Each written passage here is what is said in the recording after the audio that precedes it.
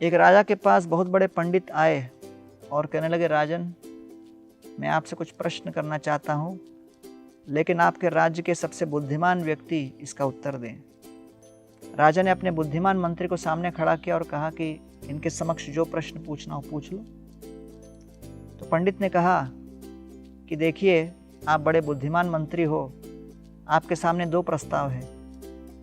या तो मैं 100 सरल प्रश्न पूछूंगा या एक बड़ा ही कठिन प्रश्न पूछूंगा, आप क्या चयन करते हो?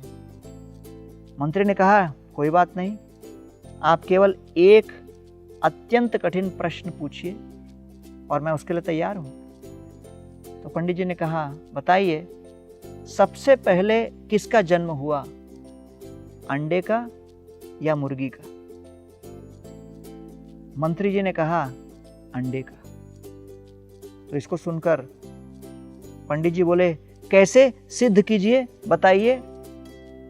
तुरंत मंत्री कहते हैं, आपने एक प्रश्न की बात की थी, वो एक प्रश्न हो चुका, अब दूसरा प्रश्न का मैं उत्तर नहीं देने वाला।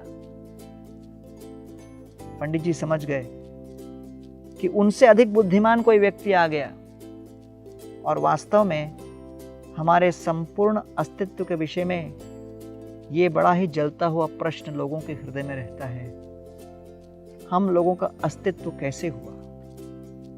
और इसलिए गीता में भगवान कहते हैं, अहम सर्वस्य प्रभवो मत्तः सर्वं प्रवर्तते इति मत्वा भजन्ते मां बुधा भाव समन्वितः।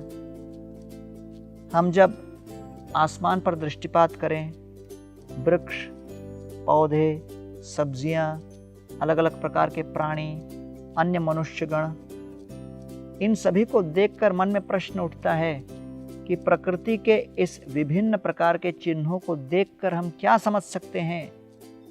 भगवान कह रहे हैं, चाहे इस जगत में कितनी भी भिन्नता हो, वो सारी भिन्नता वही पूर्ण पुरुषोत्तम अभिन्न भगवान से उत्पन्न हुई है। और तब जाकर हम सभी अपने जीवन में एक दूसरे के प्रति वास्तविक भाईचारा अनुभव कर सकते हैं, जब हम समझें कि हाँ, ये सभी हमारे वैश्विक परिवार के अभिन्न अंग हैं। आइए हम अपने जीवन में व्यक्तिगत सुधार और सामाजिक सुधार के लिए निरंतर प्रयत्नशील रहें, इस बात को समझ के कि हम सभी का एक दूसरे के साथ एक बहुत ही निकट का संबंध है, हम सभी के एकमात्र एक स्रोत हैं, पूर्ण पुरुषोत्तम भगवान से हम सब उत्पन्न हुए हैं। इस सैद्धांतिक आधारशिला के बलबूते पर हम वास्तविक वैश्विक शांति